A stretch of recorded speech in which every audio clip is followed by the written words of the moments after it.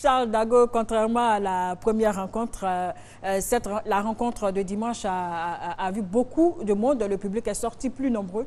Et là, un mot là-dessus, étant donné que les joueurs sont restés eux aussi sur leur faim, quant à l'absence quelque peu du public lors du match contre l'Angola.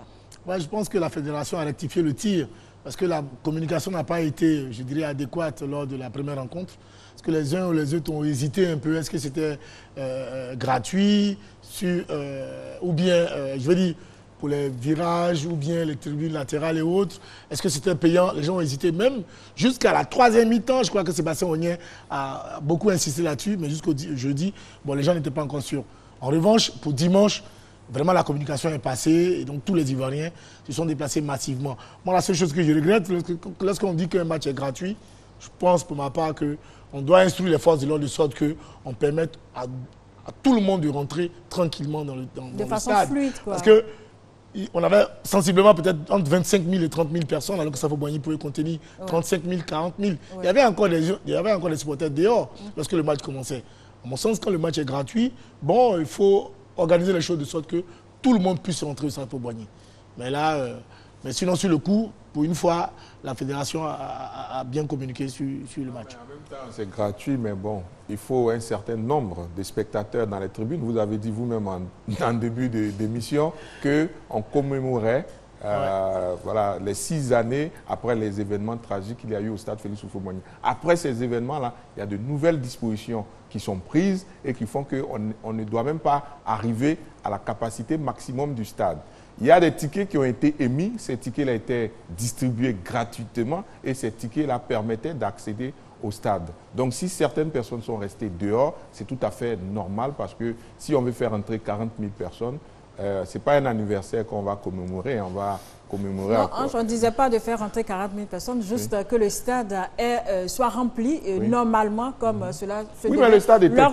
Non, je parle du premier match, c'est au deuxième match que le public était... Non, le premier match, il a si bien dit, les gens ne savaient pas parce que d'abord les tickets au départ, ils étaient en vente.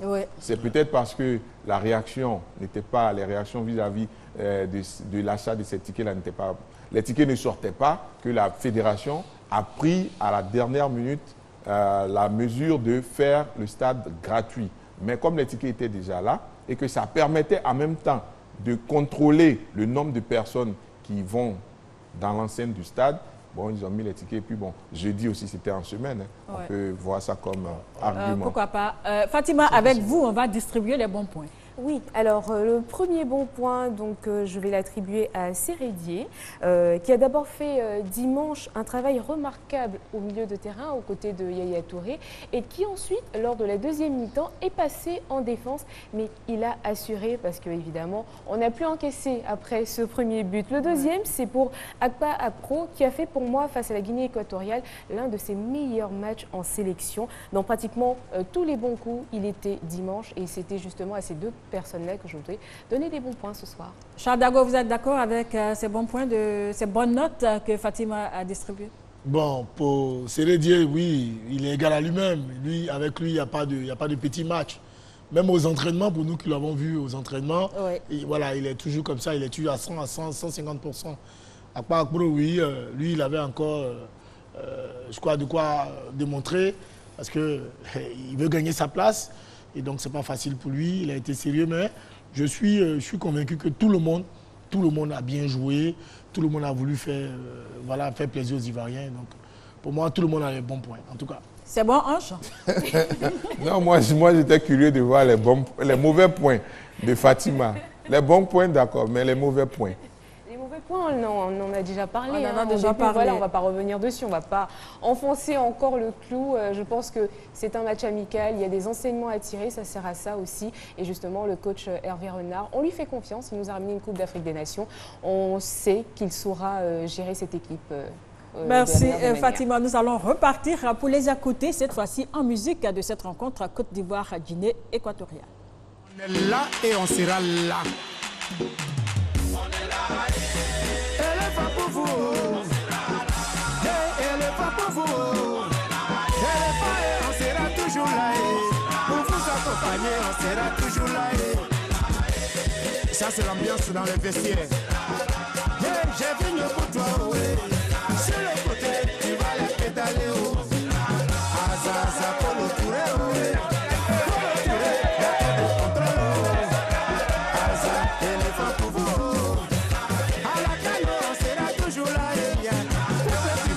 on sera toujours là. Nous sommes des champions d'Afrique. On n'a rien à craindre. On n'a rien à craindre. On n'a rien à craindre. Nous sommes les champions d'Afrique. Eric Baye m'a très convaincu. C'est un très bon joueur. Pour vous soutenir, on sera toujours là. Azaza, Masekadaro, Masekadel, le petit génie. Éléphant pour vous, Bonnie Wilfried, on est là pour toi. L'international Sérédier, Cérézo. Non, la victoire des éléphants va me rendre zinzin quoi.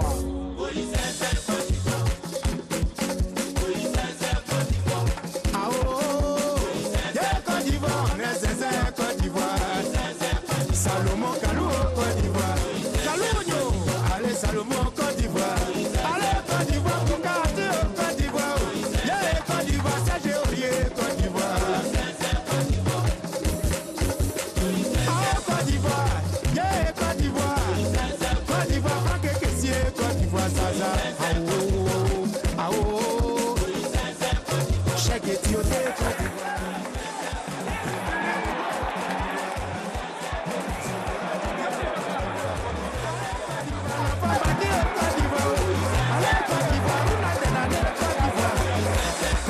Ce but va plus ou moins galvaniser les joueurs ivoiriens, c'est vrai.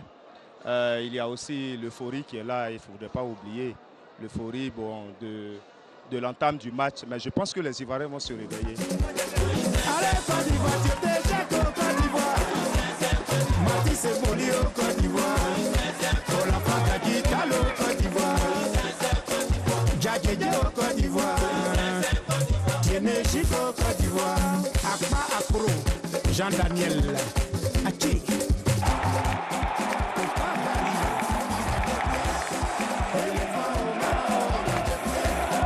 La victoire au Mao, la Coupe d'Afrique, on vous promet le trophée. Pour le mondial, on ira jusqu'en finale. Maé, Io Mao, Malé, Io Mao. Fatima, c'est vrai que les Ivoiriens ont répondu massivement présents lors de cette rencontre, mais il y avait une petite communauté équato-guinéenne aussi qui était au stade. Oui, une petite communauté, mais on va dire petite que par la taille, parce que cette communauté-là a donné vraiment de la voix lors de ce match. On ne peut pas savoir combien ils étaient, mais en tout cas, les joueurs équato-guinéens ont certainement entendu leurs supporters et c'était juste magnifique. Alors, ils ont évidemment, à contrario, noyé un tout petit peu donc, la forte colonie ivoirienne qui était là. Pourquoi? Tout simplement parce que le but équato-guinéen a assommé les supporters ivoiriens pendant près d'une demi-heure. C'était juste le calme plat dans le stade, c'était même effrayant. Et puis heureusement, le but de Max Gradel est venu réveiller un peu tout le monde. Voilà, le premier match amical international a opposé la Côte d'Ivoire à l'Angola. C'était jeudi dernier au stade Félix Houphouët-Boigny. Et là, la Côte d'Ivoire s'est imposée 2-0 face à cette équipe de l'Angola. Les éléphants de Côte d'Ivoire n'ont pas manqué le rendez-vous pour les retrouvailles avec les spectateurs du stade Houphouët-Boigny après la victoire à la CAN 2015. Les Ivoiriens rentrent bien dans la partie, se créent quelques occasions. Wilfried Bony ne concrétise pas.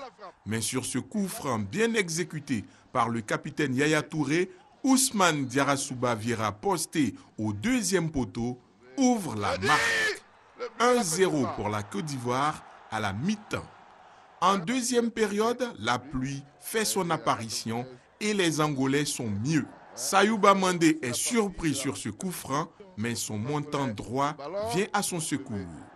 Les éléphants ne sont pas satisfaits du 1-0. Roger Clavera-Salé tente la frappe instantanée, c'est du peu à côté. Giovanni Sio sert admirablement Salomon Kalou qui est fauché par le gardien angolais. Penalty indiscutable. L'attaquant du Hertha Berlin réussit le contre-pied parfait. 2-0. Les champions d'Afrique continuent dans la dynamique du succès. Lors de cette première rencontre, c'est clair que les éléphants de Côte d'Ivoire ont assuré.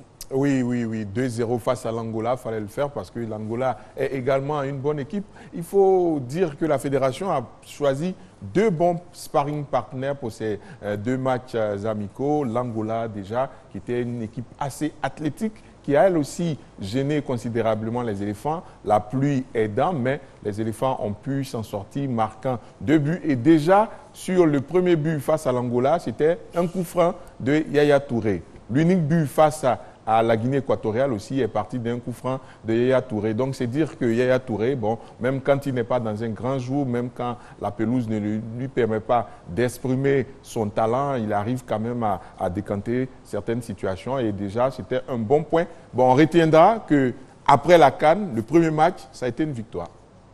Voilà, Charles Dago, un mot sur cette première rencontre face à l'Angola. Écoutez, je ne peux qu'abonder dans le même sens que Anja Soukrou parce qu'il a sensiblement résumé la rencontre. Moi, la seule chose que je peux décrier aujourd'hui, vraiment, je crois qu'on l'a déjà dit, c'est la pelouse. C'est vraiment la pelouse. Ce jour-là, j'ai eu honte. J'ai eu honte d'être champion d'Afrique et de posséder une telle pelouse. Sinon, en dehors de ça, les jeunes gens ont fait montre d'une certaine qualité, d'un certain sérieux. Bon, et c'est après qu'ils se sont rendus compte que, bon, écoutez, on est venu pour s'éclater, allons-y doucement. Et je crois que les Équato-Guinéens ont certainement, sérieusement appréhendé ce match-là et ils sont venus dans d'autres dispositions. C'est ce qui, certainement, a donné du fil à retordre aux éléphants au second match. Mais sinon, dans l'ensemble, ce match-là a été un super match, en tout cas. Fatima, votre regard sur cette rencontre Côte d'Ivoire-Angola? Bonne entame de parcours pour les nouveaux champions d'Afrique. Une belle victoire 2-0 face à l'Angola, entachée par la pluie, on l'avait dit, mais de meilleure qualité quand même sur le premier match. Vraiment, le premier match était, on va dire, presque parfait, parce que bon, rien n'est jamais parfait, mais il y a eu un très très bon match face à l'Angola. On était même tenté de s'interroger sur le changement tactique de Hervé Renard pour le deuxième match contre la Guinée équatoriale, mais on va dire qu'on a déjà la réponse.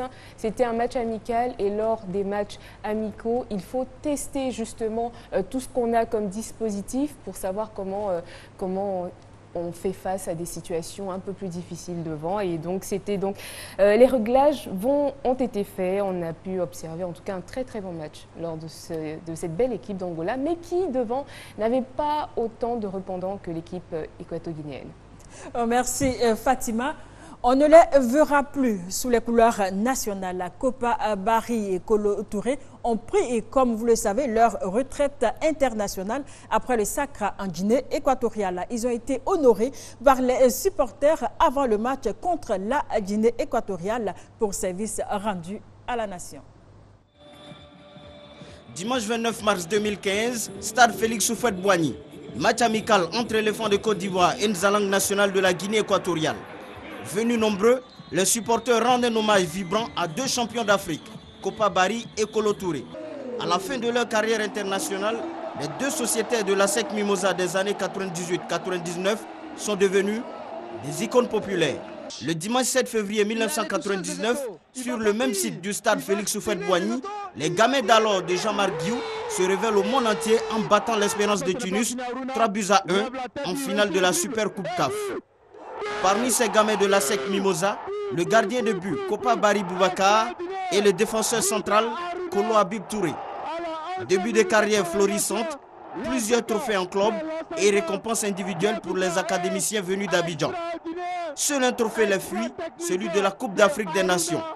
Lorsqu'ils finissent par l'obtenir à Malabo le 8 février 2015, Kopa, 36 ans, et Kolo, 34 ans, mettent fin à leur carrière internationale. Si Kopa est peu bavard sur sa reconversion, Kolo Touré ne cache pas ses nouvelles ambitions. En conférence de presse après le match amical du 29 mars contre la Guinée équatoriale, il est face à la presse en compagnie du sélectionneur Hervé Renard. Ça fait 16 ans que j'entraîne, je crois. Je ne sais pas si j'ai déjà eu un joueur comme Kolo Touré avec un état d'esprit exceptionnel comme lui. Donc je tiens à le féliciter. 134 sélections pour son équipe nationale, c'est quelque chose d'exceptionnel. J'espère qu'on se retrouvera. Je suis sûr qu'un jour, il sera dans mon staff. Ça me va vraiment droit au cœur. Mais pour être un entraîneur, c'est parce qu'on fait une grande carrière qu'on devient bon entraîneur. Donc je lui avais dit tout à l'heure que je voulais apprendre à ses côtés pour pouvoir un jour prétendre être un bon entraîneur. Être un grand joueur ne veut pas forcément dire être un grand entraîneur.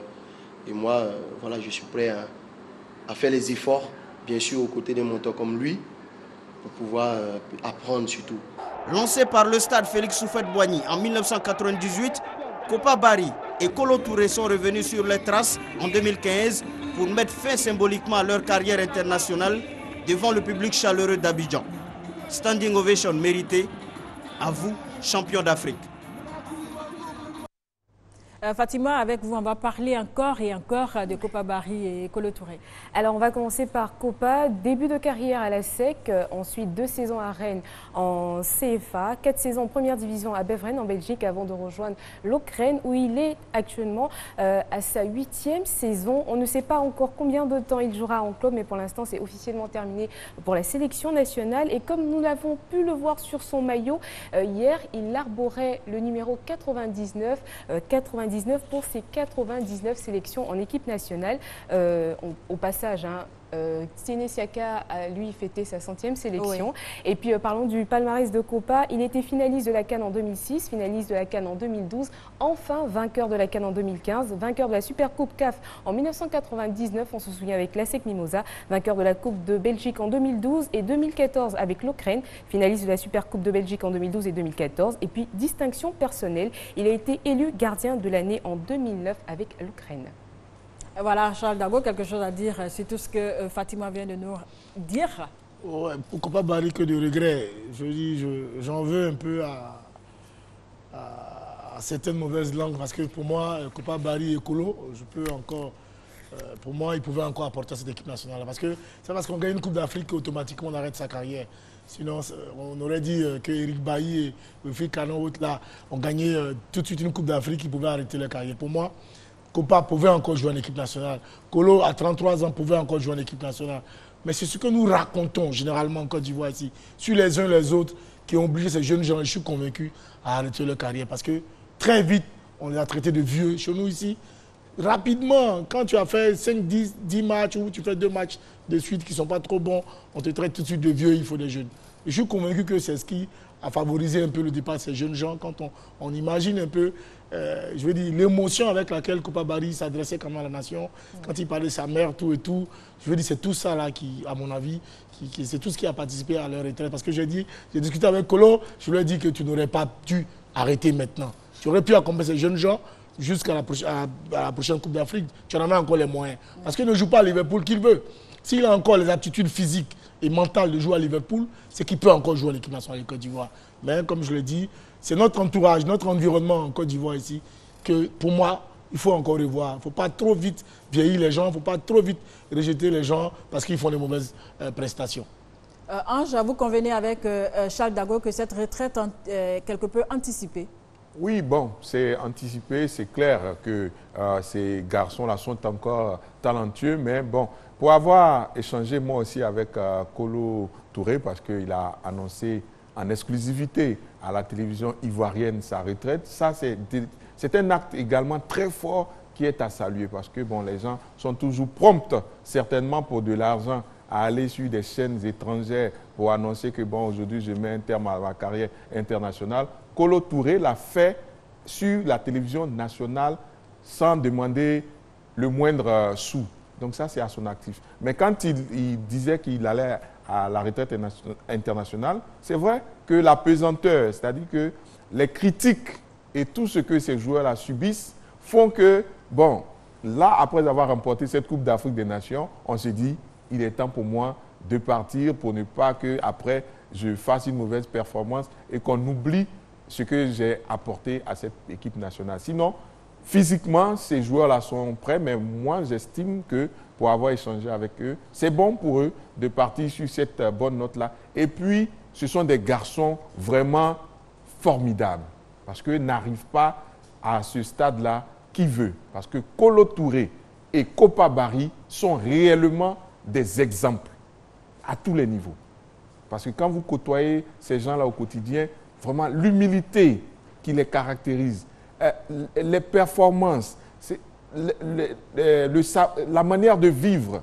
Parce que pour faire une grande carrière aussi, il faut avoir une vie saine, une vie rangée, vous les voyez rarement à la une des journaux à Potin, bon, sauf bon, pour ce qui concerne Kolo, quelques malentendus, mais vraiment pas des choses qui viennent d'eux pour que, bon, venir se mettre sur la place publique pour parler, non.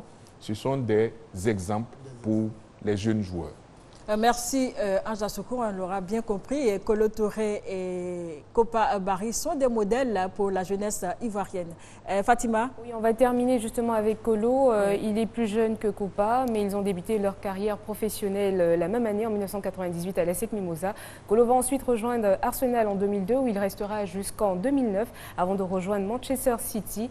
4 ans plus tard, direction Liverpool, où il est encore en poste, parce qu'on rappelle, il a pris sa retraite internationale, mais il continue de jouer en club. Kolo a toujours évolué en première division anglaise depuis son départ de l'ASEC, ce qui est à souligner et à saluer parce qu'on connaît le niveau d'exigence justement de ce championnat. Parlons de palmarès, il a été vainqueur de la Supercoupe de la CAF en 1999, champion de Côte d'Ivoire en 2000, 2001 et 2002 avec l'ASEC Mimosa, avec Arsenal finaliste de la Champions League en 2006, champion d'Angleterre en 2004, vainqueur de la Coupe d'Angleterre en 2003 et 2005, vainqueur de la Community Shield en 2002 et 2004, finaliste de la League Cup en 2007, vainqueur de l'Emirates Cup en 2007, vainqueur du tournoi d'Amsterdam en 2005, 2007 et 2008 avec City, champion d'Angleterre en 2012, vainqueur de la Coupe d'Angleterre en 2011, finaliste de la Community Shield en 2011 et puis avec la sélection nationale, finaliste en 2006 et en 2012 et vainqueur en 2015. Merci beaucoup Fatima. Nous avons profité de la présence ici de Kopa Barry pour lui poser, ici à Abidjan bien sûr, pour lui poser 4 questions et vous allez écouter avec nous ses réponses.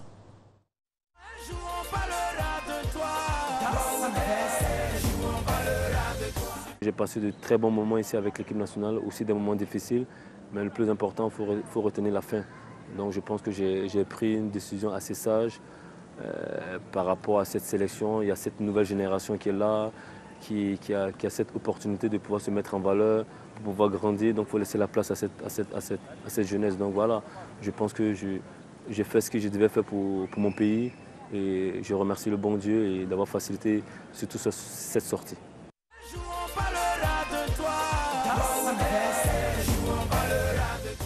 Je ne suis pas quelqu'un qui prend des distances. C'est vrai que j'ai de bons rapports avec tous ces jeunes qui sont là. Ça s'est très bien passé. Maintenant, c'est vrai que j'ai pris ma retraite internationale. Ça ne veut pas dire que voilà, je vais mettre barrage à l'équipe nationale. Je continue à travailler en club. Et voilà, j'ai le contact avec ces jeunes. Si on a la chance de pouvoir échanger, voilà, je ne vais pas hésiter à faire partager mon expérience aussi. C'est un petit frère qui est toujours à l'écoute. Je suis vraiment content pour lui parce que voilà, il a beaucoup souffert aussi. Maintenant, Dieu l'a récompensé comme c'était le cas pour toute l'équipe. Et j'espère qu'il va continuer à soutenir l'équipe, à guider bien l'équipe comme il a toujours fait.